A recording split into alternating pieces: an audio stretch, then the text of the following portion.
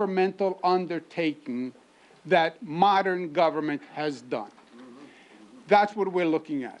On top of it, and compounding it, it has to be done fairly. COVID discriminated.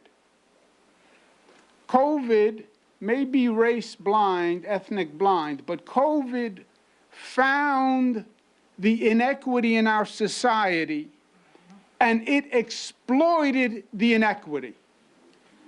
Blacks died at twice the rate of whites. Hispanics died at 1.5 times the rate of whites. How do you explain that? Same virus, because it exposed and exploited the inequities. I call it low tide in America. You know how at low tide the water goes out and you see all the ugliness that was underneath? We saw all the ugliness that was underneath. We saw the inequity in health care, the higher comorbidities, the higher level of underlying conditions, the fact that there were fewer vaccines for members of the black community and the Hispanic community. All that injustice we saw rise up to the top. And that's what COVID preyed on. When it now comes to doing the vaccines, we have to correct for that. The communities that suffered most should be first on the vaccine line.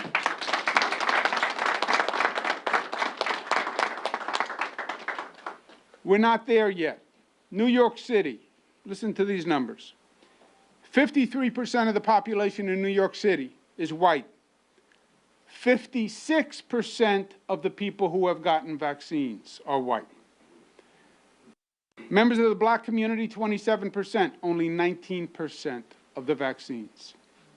Members of the Hispanic community, 28% of the population, only 21% of those who have received vaccines. That inequity has to be solved. And that's what we're attacking. That's what we're attacking here today at Mount Neboh with 140 pop-up centers in predominantly black and Hispanic communities. That's what we are attacking by doing vaccines in public housing projects, in community centers, in zip codes that have a high predominance of black and Hispanic communities. We have to get out the word. The black and Hispanic community already pay too high a price. We have to get people vaccinated. Now, they talk about vaccine hesitancy. I don't call it hesitancy. Hesitancy is an amorphous term when you don't want to call it what it is. It's not hesitancy. It's trust. The black community is saying, I don't trust government when it says, don't worry, it's safe. They're saying, I don't trust the Trump administration when they said it's safe. By the way, I'm with them. I didn't trust the Trump administration. But we put together a New York State panel, all the best doctors we have, they reviewed it, and they say it's safe. Top black medical professionals in the United States of America, they say it's safe. The pastors who are here today from all across the state, they say it's safe. The SOMOS experts who know this vaccine have administered over 5 million vaccines in this state. 5 million. Nobody's asking you to go first. We have to get the vaccine. I said I personally vouch for it. I said I had my mother take the vaccine. When my children are ready, I'm going to have them take the vaccine. Today, I'm going to take the vaccine.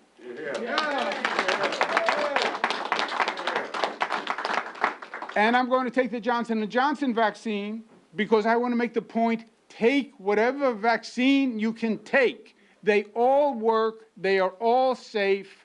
Don't try to pick one over the other. Take whatever vaccine you can get. Second crisis we have to deal with is we're up in Albany doing a state budget. Assemblymember Inez Dickens is here. Keith Wright is here. Many former state legislators. This is the most important budget in the history of the state of New York since I have been alive. A budget is not just a budget. Budget is a management plan for the whole state. we have a lot of damage to redo. We have a lot of people who suffered economically, who couldn't pay their rent, who are out of a job. We have a lot of work to do and a lot of fairness to bring. And we have to get that budget done, and we will. And the third element of this crisis is the Bible says, to everything there is a season. This is the season, my friends, to rebuild. We have the vaccine. It's coming. We're going to administer it. Now is the season to rebuild. People are going to get back to work. We're going to start to take back those streets. We're going to start to rise New York up again. Yes, we had a tough year. Yes, things happen in life where for one reason or another you're set back. That is going to happen. That is inevitable. The question in life is who gets up, and who gets up stronger, and who gets up smarter, and who gets up faster. And that is New York. That is what we do. That is who we are. And for those doubters, oh, I don't know, COVID is hard, I don't know if we can rebuild. I heard those doubters after 9/11. Remember after 9/11? Oh, this is bad. We're a target. We're a target. We're going to be forever a target. You couldn't get people to come back into the city. You couldn't get people to go back downtown. Oh, 9/11 is going to change things. Yeah, baloney. We're stronger than ever after 9/11. We're more unified after 9/11. We rebuilt better after 9/11, and we're going to do the same exact thing after COVID. That is the season we are in. Let me now introduce and invite, please, Reverend Dr. Johnny Green to say a few words. And again, let's give the Reverend a big round of applause for making this a pop-up center.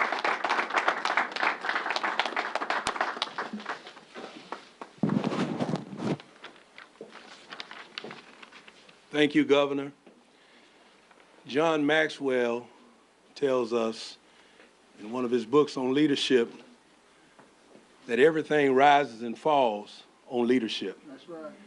And we can truthfully say today that we've had the best of leadership under Governor Cuomo during this time of pandemic crisis. So let's give our governor another hand. I want to take this time to acknowledge my brothers and sisters in ministry, fellow pastors and leaders in our Christian work. I want to begin by acknowledging the presence of our state denominational leader and president of the Empire Baptist Missionary State Convention, and also the founding chairman of the board of Impact, Reverend Dr. Carl Washington.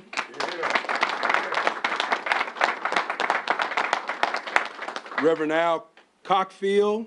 Yeah.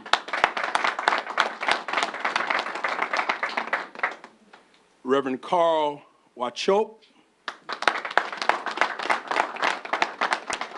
Bishop Orlando Finlater.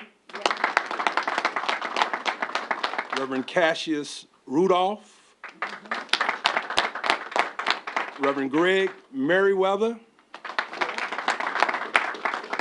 Reverend Malcolm Bird. Reverend Dr. Thomas Johnson. Reverend Dr. Robert Thompson. Reverend Renee Washington Gardner.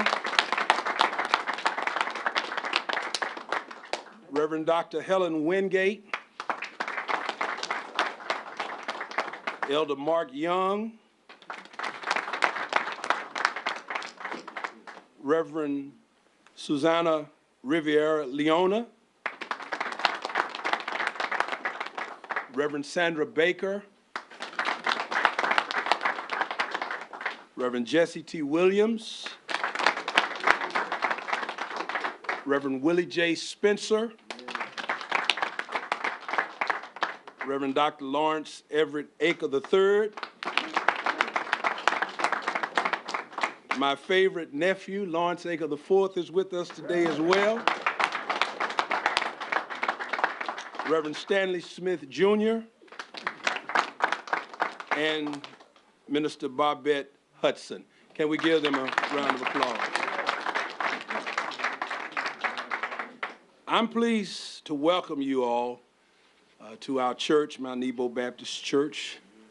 This church has a long history of social justice and being involved in the life of this community.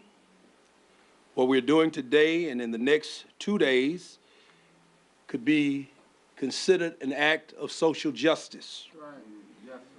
I personally want to appreciatively applaud the governor for coming here today to get his vaccine.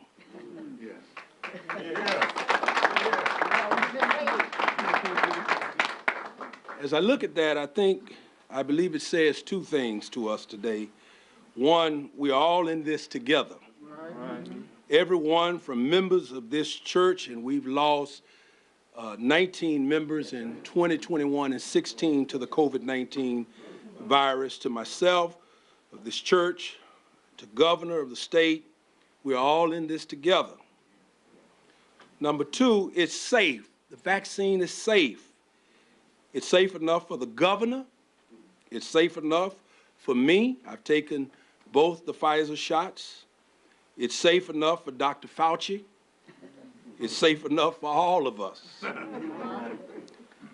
Now, let me say this. I can understand not wanting to be the first one to get the vaccine.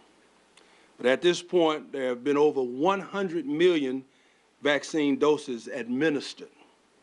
President Biden, Vice President Harris, leaders of this city and state have gotten the vaccine. So please understand unequivocally that you're not the first, but we don't want you to be the last either. That's why it's so important that the governor is opening these vaccine sites at churches across the city and across the state.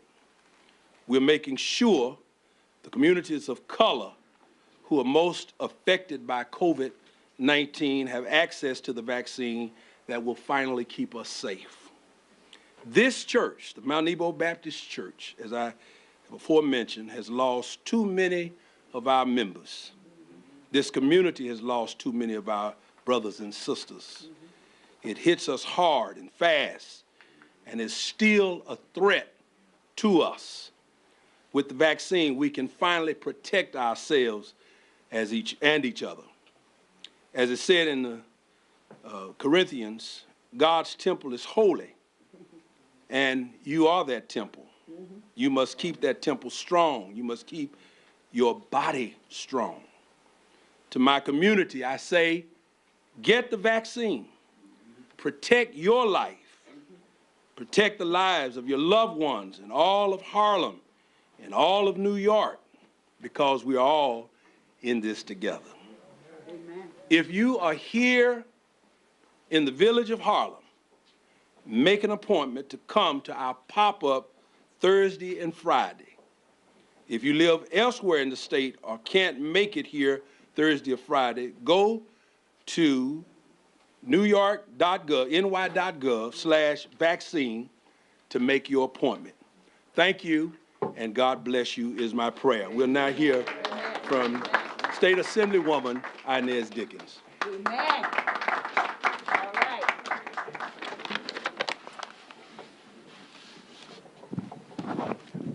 Thank you. Thank you. Good morning. Good morning. Good morning. Thank you, Governor Cuomo, for bringing us here today. And I want to thank you for your leadership throughout this crisis. Now, I know that we're at Mount Neboh, and I know that we're here with Reverend Green, Dr. Green, but I must acknowledge my pastor, Pastor Washington.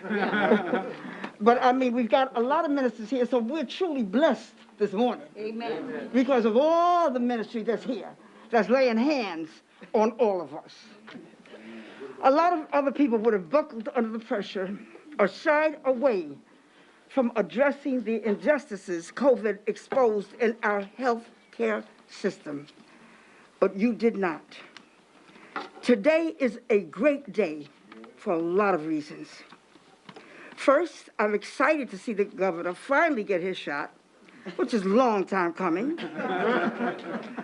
I'm also excited that we have all these pop-up centers at Nitrous and at Mother Zion, Reverend Malcolm Byrd. I want to thank you for opening up so that the community doesn't have to go far to get the vaccines. But I'm just as excited that the Urban League is finally coming home to Harlem where you started. For more than a century, the Urban League has been a force for real change. That's true today under Mark Morial as it was when the League was founded here in 1910. I was proud to sponsor the legislation that helped shape this vision into reality. This is a real community partnership with real community investment. The complex we're breaking ground on pays tribute to our history. The Civil Rights Museum will be a nation-leading monument to where we have been and where we are going. It will honor those who came before us, and they will remind us of the struggles we have endured, and they will help to formulate the leaders for tomorrow. Yes. But this entire complex will chart the course for where we're going. I know that the Urban League will soar to even greater heights now that it has finally come home. We need them and Mark Morial to be right here in the community to empower residents to grow and thrive. The retail will generate much needed revenue to help this community survive. Today is just page 1 in the new chapter of Harlem that is inclusive of the indigenous population. All right. Thank you, Governor, for being such a friend of the National Urban League. Thank you for signing on to the legislation that we passed in both the Assembly and the Senate that said that the 170 units would be affordable at AMIs of 50 to 80% max, which hadn't been done in years. Thank you for never losing your faith in Harlem. Now we need everyone to get vaccinated so we can see this project through. I know Reverend Green and Mount Neboh congregation are ready for this crisis to end. For this congregation, this house of worship has seen far too many losses, as has so many of our churches, so many of our families, so many people. So please come and get your shot. It's the only way we can get Harlem back to the vibrant, strong community we've known and loved for 100 years. The governor is about to get vaccinated. It don't hurt, bro. It don't hurt. He held out for 4 months, waiting until it was truly available to Black and brown communities. Now that it's here, we all need to trust it and end this crisis that has nearly destroyed so many businesses and end it for good. Thank you. Thank you. All right. Thank you so much, Assembly Member. And before Mark Morial comes up, I just want to add some details to what the Assembly Member just mentioned, because this is a very, very big deal. Mark Morial, as you know, head of the National Urban League, national leader. He was way out on the forefront of the whole social equity issue when it came to the vaccines. He was talking about it for months and months before anyone ever mentioned it. He's always been a leader. I know him from the old days when he was mayor of New Orleans. No, how do we say that again? Nolans. I have a southern accent, you know. South Queens, that's what that is. So when he was mayor of New Orleans and we'd go down there, he was always a superstar. But what is happening now in Harlem is going to be phenomenal. Because under this president of the National Urban League, he is bringing the National Urban League back to Harlem, where it started in 1910. That's a picture of the rendering of the new center, the Urban League Empowerment Center. It is going to be a headquarters. It's going to have a museum. It's going to be an office complex. It's going to be a housing complex. It's going to be a retail complex. It is a $242 million complex, 1/2 square feet, the largest mixed-use development in Harlem, period. Yep. That's what this is going to be.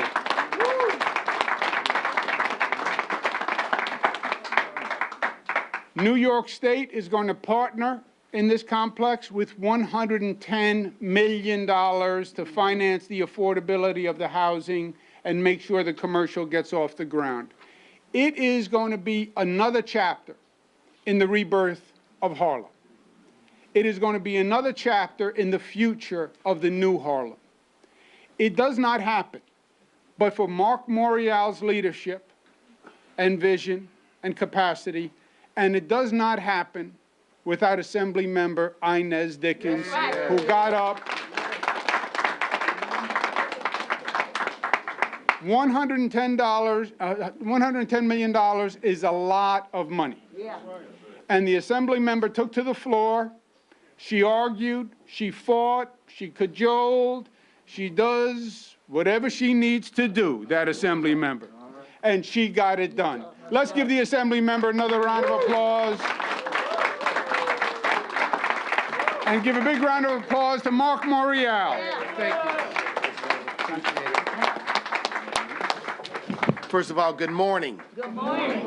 To Pastor Green, thank you for having us in your home today.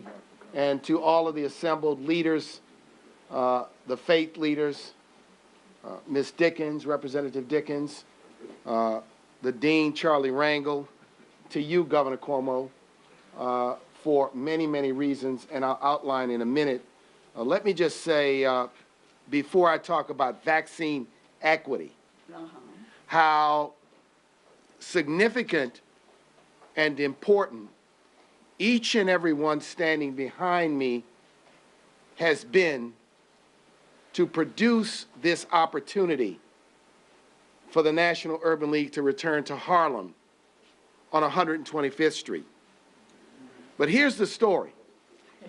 In 2010, Chicago, Atlanta, Washington, D.C., and Philadelphia came knocking on the door of the National Urban League, saying, why don't you relocate to Chicago or Philadelphia or Atlanta or Washington, D.C.?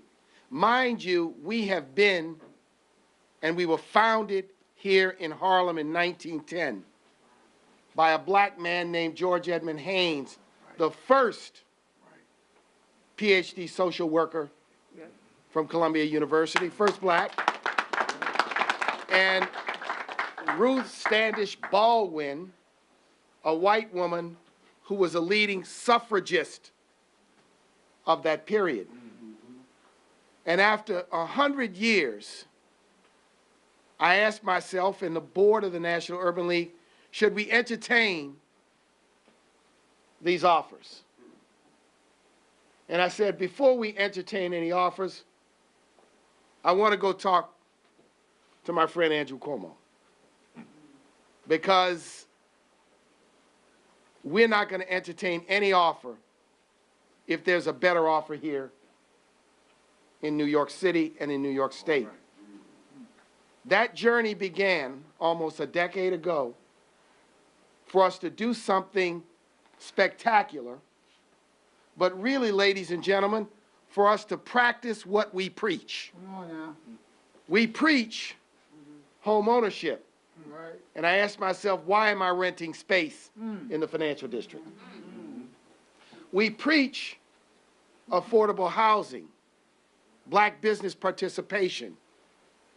And the question was, could we assemble all of these thoughts, these aims together to do something spectacular.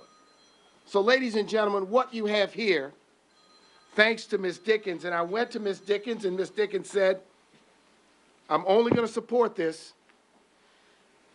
if there is a focus on affordable housing. And I said, we will not embrace or endorse a project that further gentrifies Harlem. So with the support of Ms. Dickens and the governor and the city and the leaders, the faith leaders here, Reverend Young, who I did not know well, called me up, Reverend Green, early on when there was some community conversation going, and said, we're going to stand with you. So I want to thank immensely and enormously, but this is for Harlem. What will you have? 170 units of affordable housing, the National Urban League's headquarters, and the first ever Civil Rights Museum in New York history, along with retail anchored by Target and Trader Joe's.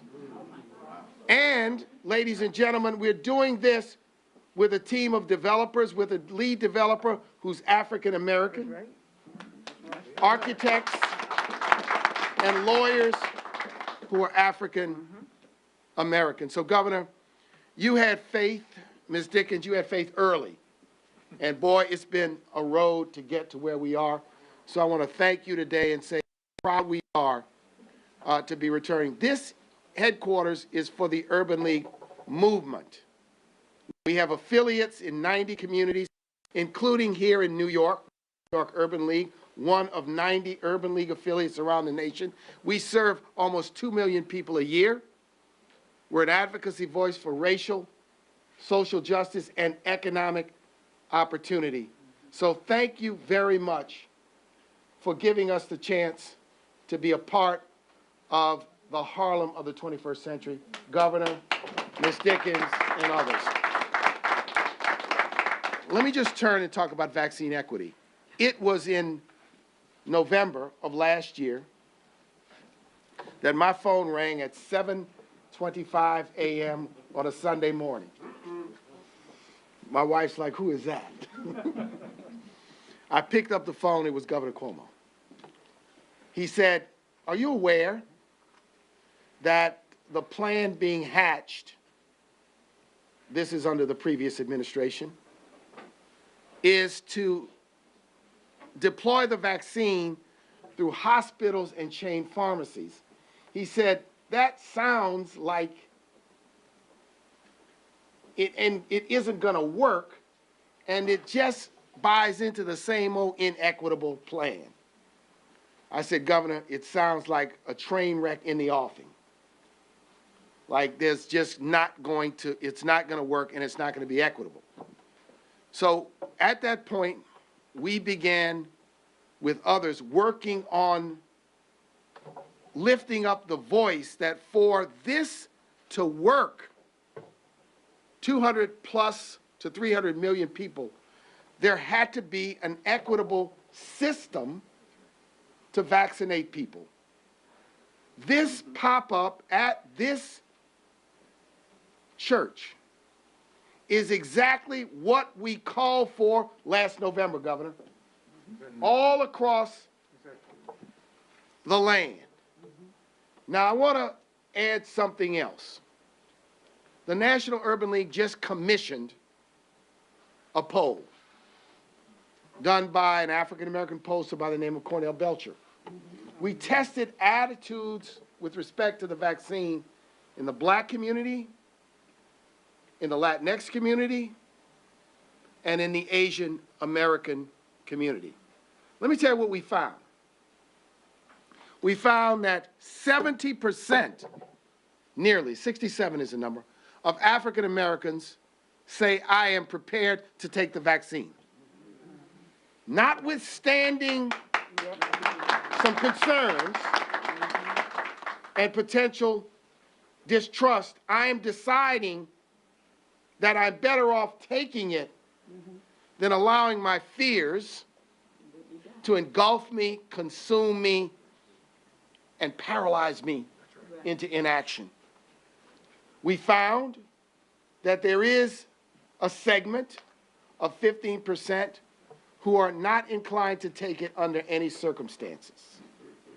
And then we found about 14 or 15% who, with messages about safety and efficacy, and seeing their friends, community leaders, pastors, messages from healthcare providers, would be willing to take it. So what I want to do today is we have got to change this blame narrative. We understand a lot of the distrust in the vaccine was driven by number 45.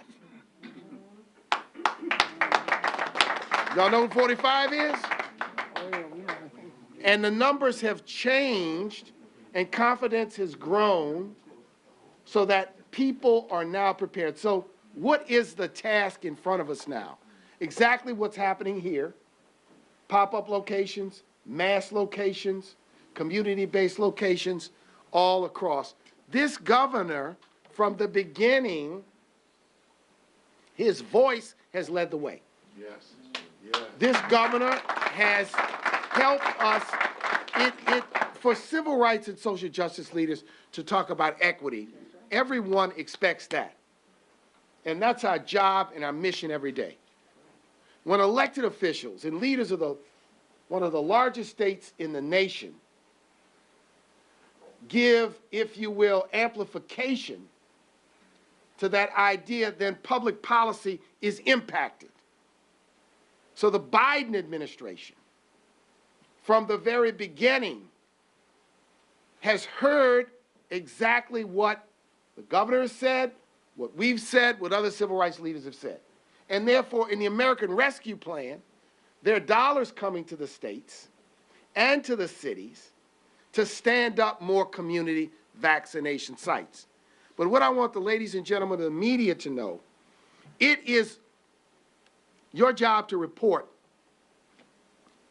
that there's hesitancy and distrust in the community. But it's also your job to report that 70%, and we have the only data, and this is scientific data, not I went on the corner and talked to 5 people.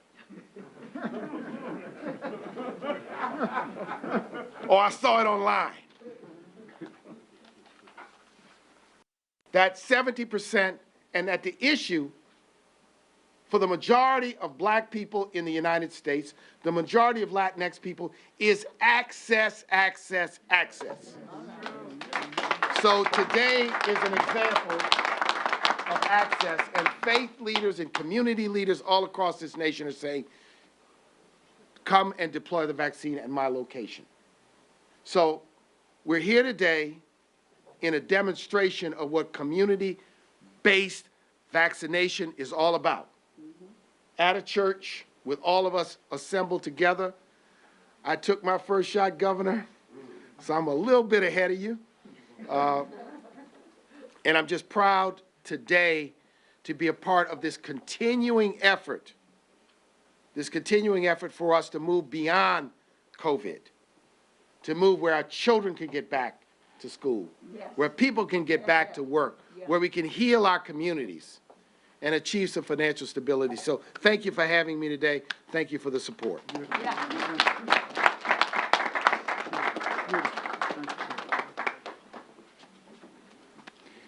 Let's give him another round of applause. Mark Morial, National Urban League, comes back to Harlem. Yep. It's my pleasure now to introduce Dr. Hazel Dukes, head of the NAACP. I refer to Dr. Dukes as my second mother because no other woman has been as frank and candid in disciplining me and telling me where I make a mistake, being as forthcoming and honest with her helpful advice on the error of my ways.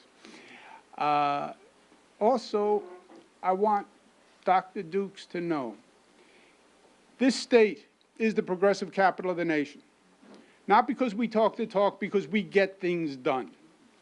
There is no state in this country that has passed more progressive legislation than the state of New York. That is a fact. That's right. It's not an aspiration. We did it. No one else passed the criminal justice reforms that we passed. No one else passed Enough is Enough. No one else passed the highest MWBE goal in the United States of America. We did that. We did that. And that change does not just happen. It doesn't just happen because somebody gets up and gives a speech and runs in a campaign and puts down a plank in their campaign. It happens with hard work. Change is hard. And it takes somebody to fight that fight and push that stone up the hill and deconstruct the stranglehold of the status quo. That is Hazel Dukes. Fight after fight after fight whenever we need to make social, racial, economic justice. Hazel Dukes is the voice we go to. And we have a beautiful thing to celebrate today. Because today, with all this good news, whose birthday is it today? Hazel. Happy birthday to you. Happy birthday to you. Happy birthday, dear Hazel. Happy birthday to you. Only a son. Happy birthday, Hazel. I will bless the Lord at all times, and his praises shall continue to be in my mouth. Good morning. To Reverend Johnny Green, my friend. We've been having some ups and downs and rounds, but we all stayed together. Reverend Washington, but the New York State Baptist. Now, I know all these ministers in here. Every one of you. I know all of them.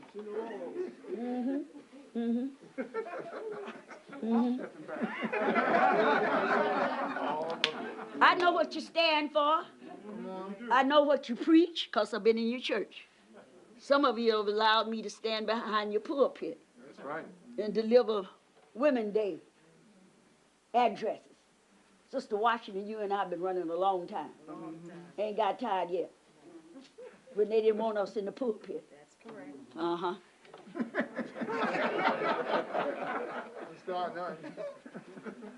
Let me say a word about my assemblywoman and my congressman, always. My congressman. Always.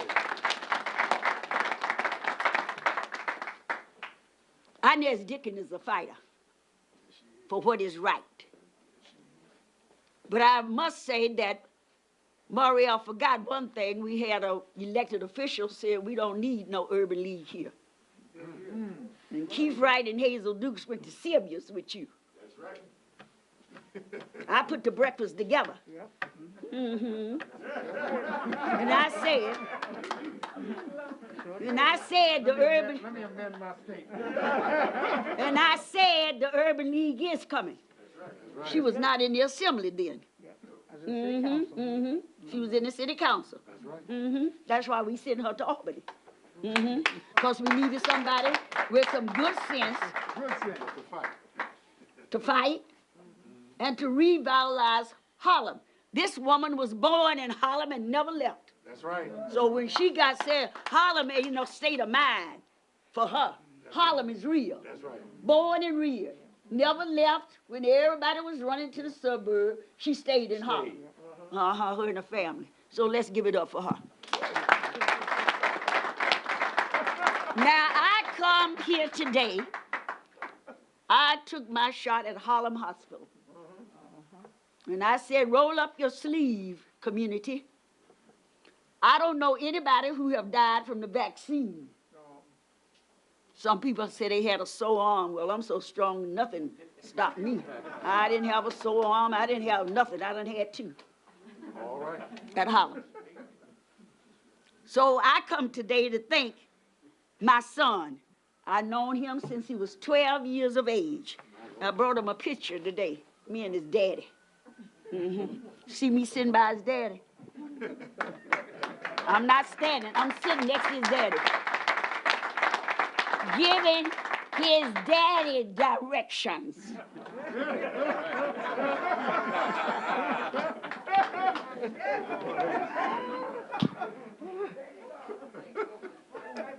So I want to thank my son for his leadership.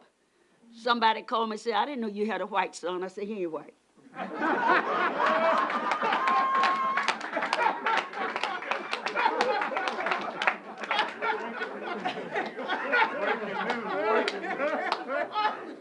I always like when you call me your second mom. I'm proud of all your leadership on COVID and the great things you've done for our state. We was the last state raised their age. We was treating children the same as adults. I wrote him a letter.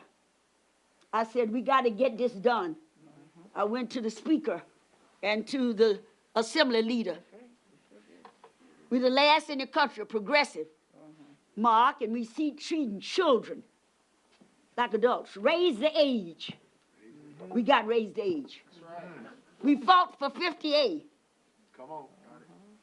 That polices that have misconduct in New York City should not be able to go to Nassau County. Come on. Or go anywhere else. That's right. Hard work. But I went to him, and we got 50A passed. Police unions, we got brothers and sisters who are policemen. Hi, y'all. But if you're wrong, Mark. We don't care what color. That's right. We want the blue to protect us. I have not called for defunding of the police. That's right. But I have called for accountability. There you go. And this governor, I was there with Reverend Sharpton and Mrs. Carr and Mrs. Bell. He put an executive order. We want to reimagine in this state the accountability of policing. And they're running like hell. They're so scared. Oh, NAACP has been sitting all around here raising hell. They said, my president told me to come.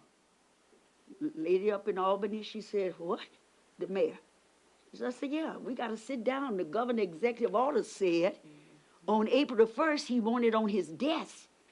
And he wanted to make sure that the community had input in what you're writing and sending to him. So that's the kind of leadership. He's done a remarkable job leading New York over the last year. We are learning now. The test is here. The vaccine is here. I am glad that Mark Muriel told the press. I wish I was a press person sometime. Write the truth about what's happening here. We didn't have the vaccine. We did not have the vaccine. I was there when Reverend Butts took his, some of it. I was there. I know that Reverend Bird called me on Saturday telling me about his pop-up. The vaccine is coming now. And so stop writing but telling the truth that the vaccine is coming. He didn't keep the vaccine away. He didn't have it. On time when he thought he was going to get the vaccine, the weather stopped it. The transportation. And so now we have the vaccine. I know that some of them in our community, I talk to them daily. One part of the day, I do social worker, and the second part, I do civil rights. Social working is telling my community to come and take the vaccine. The next part is raising hell with him to get something done. To get my budget passed so my children can get back to school. That's what we are talking about now, me and the governor. Me and the governor is talking about getting a budget passed by April 1st. No other nonsense, and get this vaccine out to people. And so don't go asking what the vaccine is. All the vaccine is safe. So now let's get out, community, and go. I'm asking you to come. I know the parishioners that was lost here at Mount Neboh. Right. I know the parishioners that were lost here. I know them personally. And so I stand today to remind the governor and the health people for coming into our community. We have screamed and yelled. Jesse can tell you how I have fought with the governor's staff. I want, oh yeah, you know that. I want it in Harlem. I want it in walking distance. We had Wally, okay? We wanted the Armory. But at that time, we needed refrigeration with Pfizer. And now we have the Johnson & Johnson that do not require all the refrigeration requirements. And so we can get it into our houses of worship. We can get it into our community centers. So community, come on, let's get it. Let's not hear what the people are saying. Let's believe the scientists and the doctors. Marielle brought all the national leaders together.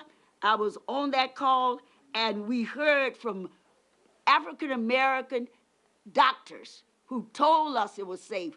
We also know some of the women that was in the trial. So come on, community, stand with us, because we are standing with the governor as we get the pop-up centers and all that is available to us. If it's necessary, we might get a truck and have it on the corner. Mobile. So just come on and stay with us while we work with the governor and his staff to get more facilities out in the community. But we need you to be there. So the sooner we have more people vaccinated, the sooner we can put an end to the suffering of COVID, we will be able to reclaim our lives back and get back to our normal routine of being out, seeing our family, kissing our grandchildren, and having a lot. Thank you, Governor, for all that you have done, and we stand with you. These men and women, they don't talk about when they get to heaven. They say heaven is right here now, and we want to be able to put on our shoes and shout right down here. God bless you.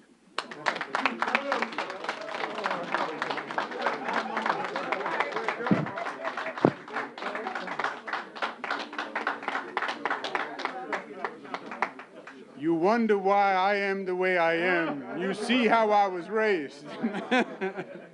Happy birthday, Hazel Dukes.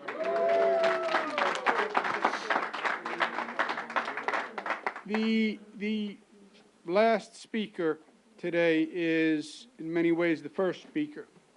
And I asked the congressman if he would give us the honor of closing comments today. I was raised by Hazel Dukes, Mario Cuomo, Charlie Rangel. As a young fella, I was always in the room listening to them. And I learned very early on one important lesson. The good fight is a fight. The good fight is a fight. Things don't change without a fight. And it is hard. The progress that Hazel was talking about, 50A, raise the age, criminal justice reforms, these things were hard. Special prosecutor for police misconduct and killings. These things were hard. Every one of them is hard. Every one of them is a fight. And if you're not willing to make the fight, then you lose. It's that simple. Inez Dickens had to get $110 million to build the Urban League. It was a fight. That's right. And if she doesn't win, then it's just another cardboard dream that somebody walks around with. Hazel Dukes, you hear her passion, her soul. She's there to fight, to win the good fight. Congressman Charlie Rangel. He was on the battlefield before anybody, and he was there alone. He was a pioneer who broke trail. When you break trail, it makes it much easier for the person who's walking second. That's right. It's the person who goes first that gets all the branches and all the thorns and all the pain of going through that trail first. And it was Congressman Charles Rangel, Basil Patterson, Carl McCall, David Dinkins. They broke the trail. Percy Sutton. Percy Sutton. I was in Washington. Young fellow, I went down to work with the Clinton administration. But Bill Clinton was going to start a new urban development program called empowerment zones. It was a renaissance of urban rebuilding. Hadn't been done in decades. Congressman Charles Rangel was in the room.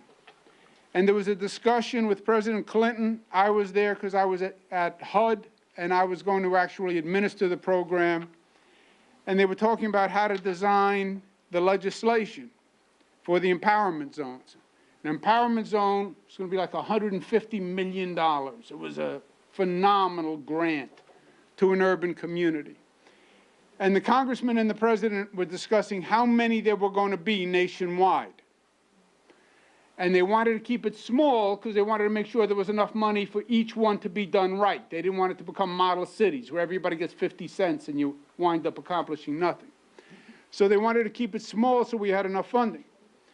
And the president said, well, maybe we can do 6.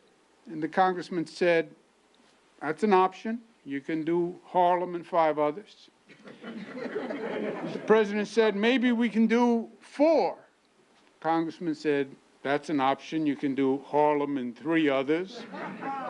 And I'm looking at the congressman. His face is not moving. The president said, maybe we do 7. He said, that's true. You can do Harlem and 6 others. But there was no way Harlem was not going to be an empowerment zone. And that began all of this.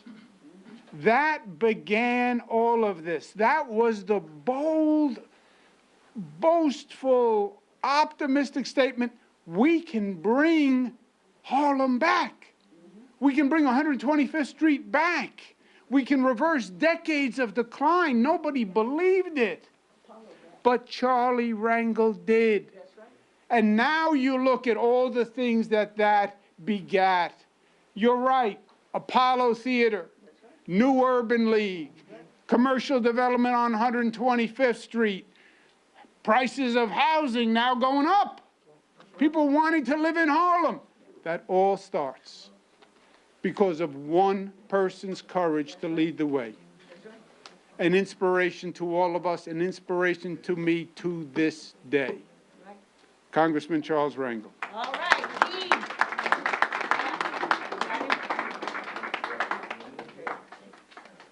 Okay. I like that speech. Wish my mom could have heard it, she'd have believed it. I'm going to call and tell him. First, let me thank all of you on behalf of my wife and family for the wonderful support that you have given to me to been able to serve this village for half a century. I always say I was raised on the streets of Lenox Avenue, became a big shot, moved uptown from 132nd Street and Lenox Avenue to 135th and Lenox Avenue. And that's where I was, that's where I'm staying. And every one of you have been such support, such an inspiration. And God has been good to me, and I hope she's just as good to all of you.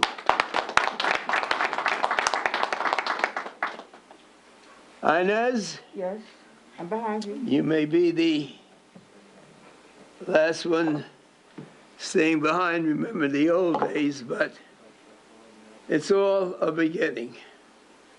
And I guess for the governor, a lot of people will believe, why is he here? But he's home. I think the governor's been to Mount Neboh more than a lot of the elected officials in our district. But this is a good time for all of us to get together, Muriel. To me, we are really going through the second Reconstruction.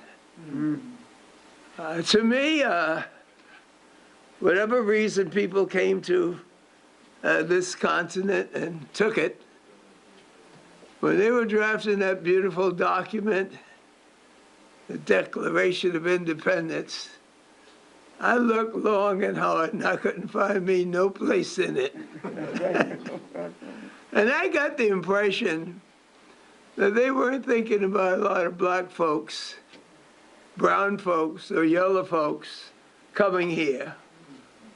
But someone put in that document in order to perfect a more perfect union. And I said, that must be what they're talking about.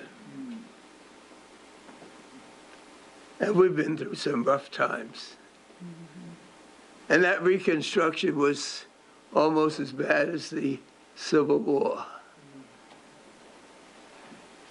But I got a call not too long ago when someone said, Congressman, I got some very bad news to tell you, but I want to tell you first that spring is coming.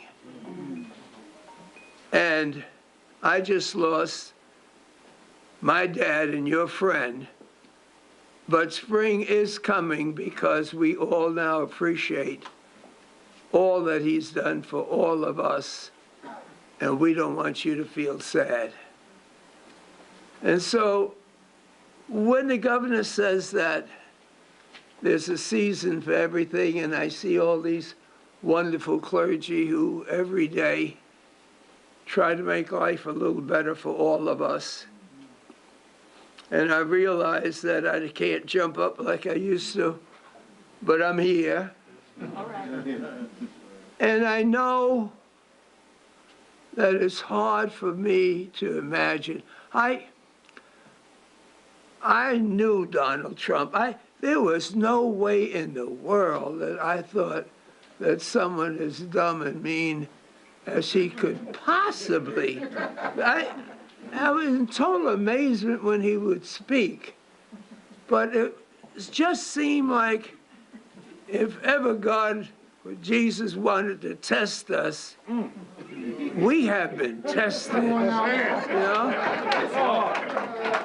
And then on top of that, while we're struggling through poverty and looking for better education and homes for our children, to have a disease that no one knows where it came from, how we're going to cope with it, what's going to cure it, how many people got to get it, and to know that if you were poor and sick in the beginning, it's going to be worse for you now than ever before. And yet, as this call came, I was reminded, but spring was coming. Yeah. Because there was a no-nonsense guy that didn't give a damn about the confusion that the president had, and he took charge. Yes, he did. And his name was Andrew Cuomo. All right.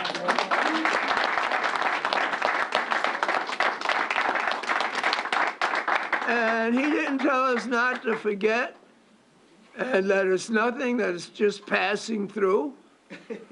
And didn't tell us to panic, that damn it hell we weren't going to be around tomorrow. He said, let me tell you what's going on here. This is some very serious business. And he not only brought the most scientific evidence and political direction, but he brought it in such a way that so many people say, I don't know what the hell he said, but I have so much comfort that somebody is in charge and that we got to get over this thing and we got to do it together. And governors from all over the country were saying, what the hell is going on? But they watched and they listened to Governor Cuomo, and I felt so proud as a New Yorker. Yes. Because people were calling saying, you got hit the hardest, but you really are pulling through because somehow you managed to have a governor that had the spirit to allow you to know that this is just one more obstacle.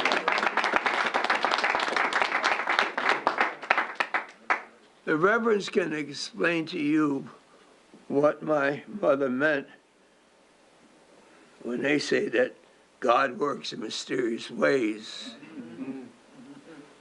But Governor, I truly believe that as a result of what has happened to us, not only in Washington, but with this virus, that in order for this country to get back on its feet and become once again the international economic and moral leader, that we're going to take Washington to rebuild this country like that proclamation meant and like the Constitution should have meant. And we're going to rebuild our schools, our hospitals, our communities. And we don't have to love each other, but we're going to need each other because of what this world is going through. And we have a governor that has the experience from his father and generations that he has served with to make certain that when America is rebuilt, that the color of our skin would not be how you're going to be treated. It's going to be taken care of.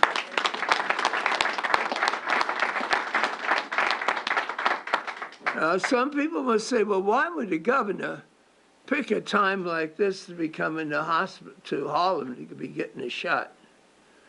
Well, in my opinion, people start piling up on you, and you're trying to figure out, is this the same country that says that you can make any allegation that you want to make, but due process and a hearing is basically what we believe in this country? Then you would hope that any one of us, and when I say any one of us, I mean it. I don't care whether you're a clergy, a politician, a business person, you go to your family and you go to your friends because you know that they are going to be with you. And I could not have felt more proud than I did, and I call Inez when I read a statement that she had issued, Lonnie Lundell Davis had reminded me of it. And she didn't just speak for an assembly person, she spoke for our community, saying back off until you got some facts, and at the same time to say to the governor, thank you so much for what you have done, what you are doing, and what you continue to do, because springtime is here.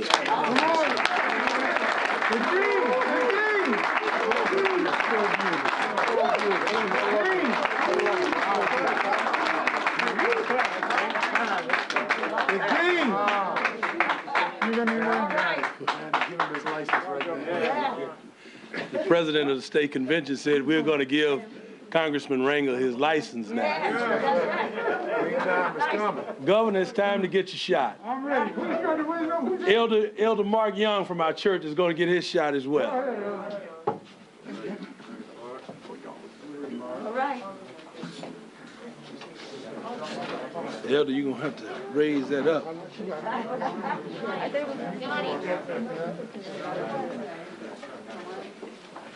Don't hurt. Governor, don't cry on us now. Don't cry.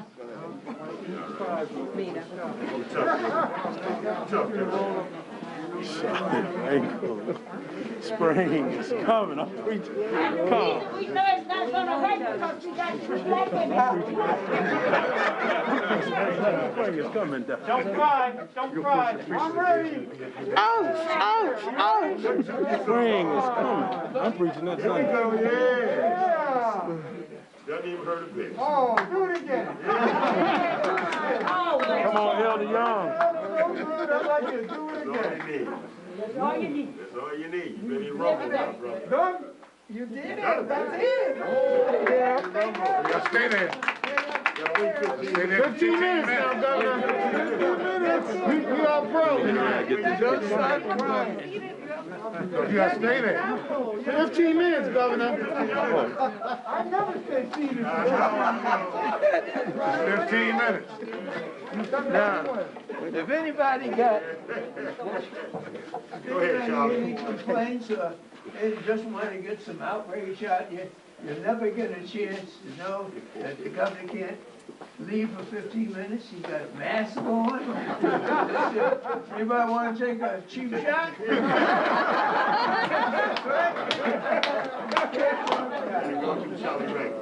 And let me say, where's Hazel Dukes? Hazel? Happy birthday, Hazel. Come on up here. Happy birthday, Mama. Thank you, darling. Thank you, darling. Thank you. Thank you. Thank you, baby. My birthday comes. Go bring me a little cake. I want